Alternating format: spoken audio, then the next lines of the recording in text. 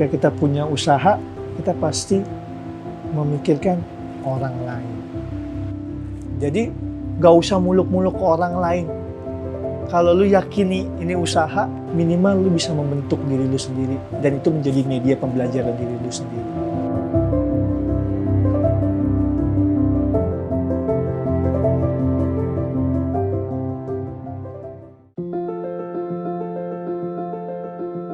Halo, perkenalkan nama saya Maul. Orang dalam dulu pernah laundry and special staff. Sebelum usaha ini jalan, sebenarnya gue sempat kerja di kantoran, di industri kreatif. Usaha ini udah mulai berjalan pada saat gue kerja kantoran, in-house lah ya dikatakan. Terus gue sampai sekarang, akhirnya gue memutuskan untuk freelance. Dulu pernah itu adalah kata-kata yang sering terucap kalau gue ketemu teman-teman dan nongkrong. Intinya sih dulu pernah itu harapannya suatu hal yang sering kita ceritain atau kita omongin. Kenapa pilihnya laundry sepatu?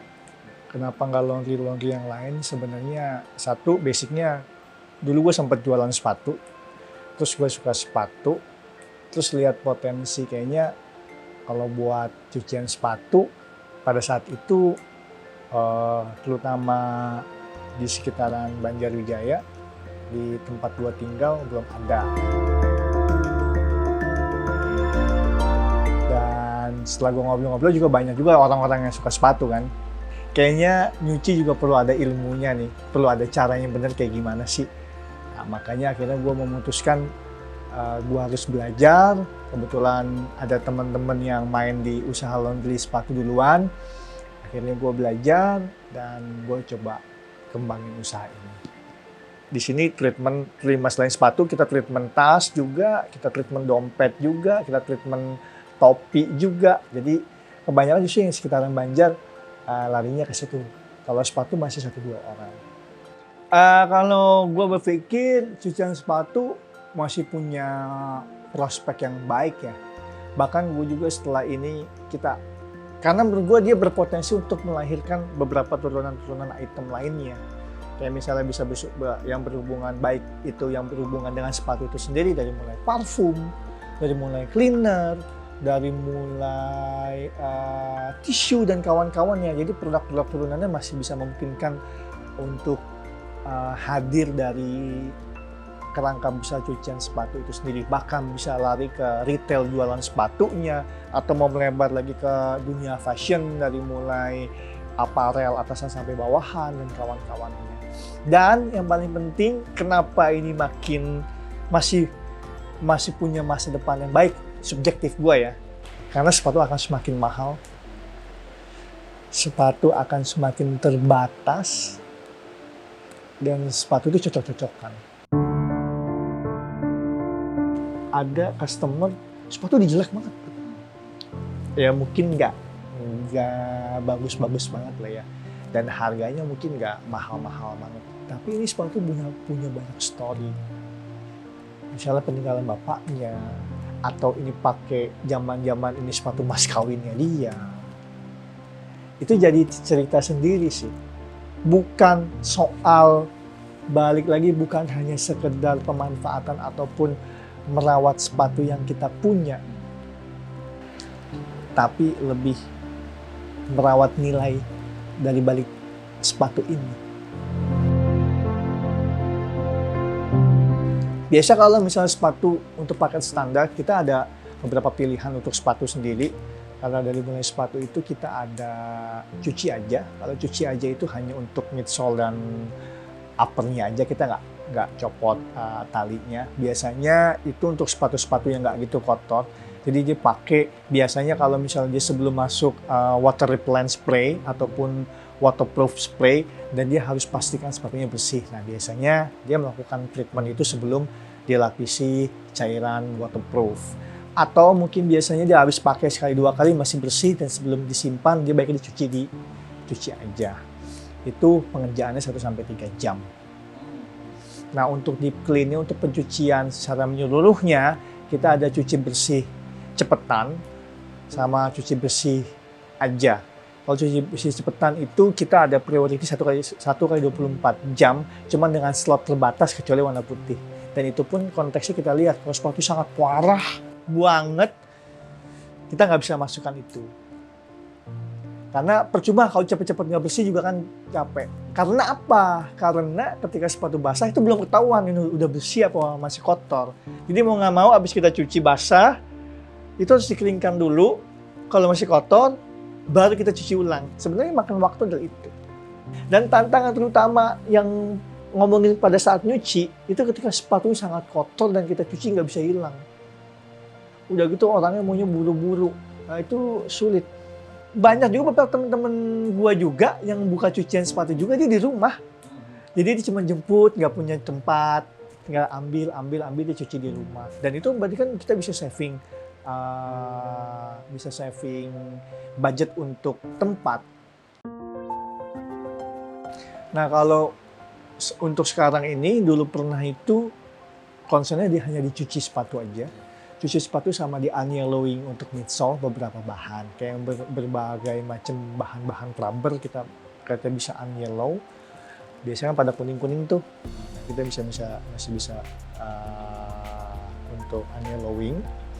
Tapi kalau untuk repair, untuk repaint, atau recolor, untuk swipe sole, itu kita belum. Jadi kita konsentrasi lebih ke pencucian aja sih. Pemanfaatan digital platform untuk marketing, gua sangat setuju, itu sangat membantu. Terutama itu untuk bukaan awal. Untuk bukaan awal dia cari tahu, untuk bukaan awal dia kontak kita, itu sangat membantu sekali. Cuman jadi permasalahan karena kita cucian sepatu itu konsepnya itu adalah pelayanan jasa. Nah ini yang kadang-kadang yang perlu ada effort lebih. Jadi setelah dia berhasil mengkontak kita ataupun kita terkoneksi lewat digital marketing, ada effort yang harus dikeluarkan juga supaya jaga itu tetap tereksekusi dengan baik. Dalam hal ini terjadi penjualan ataupun dia datang ke toko ataupun dia kirim barangnya ke toko untuk cuci sepatunya. Satu yang gue percaya, lu kalau nggak mulai dari sekarang mau mulai kapan? Ketika kita punya usaha, kita pasti memikirkan orang lain. Jadi gak usah muluk-muluk ke orang lain. Kalau lu yakini ini usaha, minimal lu bisa membentuk diri lu sendiri. Dan itu menjadi media pembelajaran diri lu sendiri. Kalau ngomong priority ataupun prospek depan, gue optimis dan yakin sih orang bakal, market gue yang cuci sepatu akan datang ataupun potensi marketnya. Cuman mungkin memang momennya belum tepat, kesadaran mereka untuk cuci sepatu belum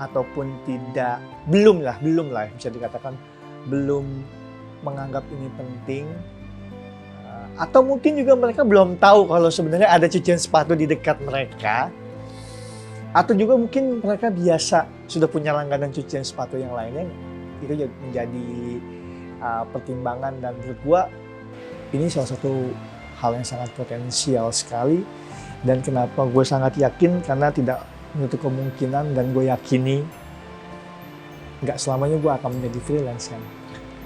Jadi gimana caranya gue harus berkorban dari awal bangun ini toko supaya dia bisa autopilot sehingga bisa mensupport yang lainnya. Mungkin untuk sementara waktu hanya bisa menghidupi dirinya sendiri, belum bisa menghidupi gue pribadi. Cuman gue yakin suatu saat dia akan pasti bisa menghidupi gue.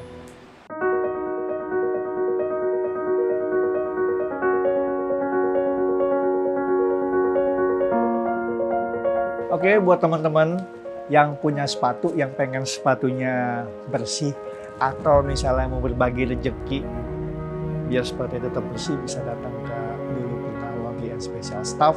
Kita baru ada, doain biar banyak tempatnya.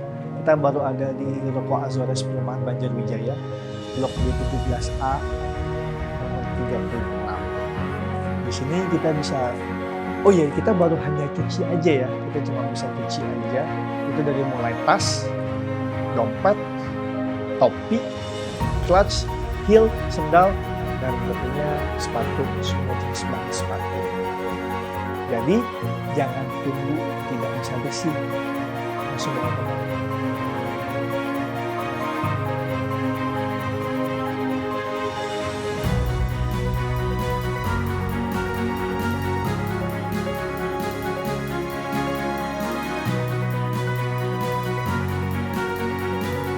Ayo semangat berwirausaha.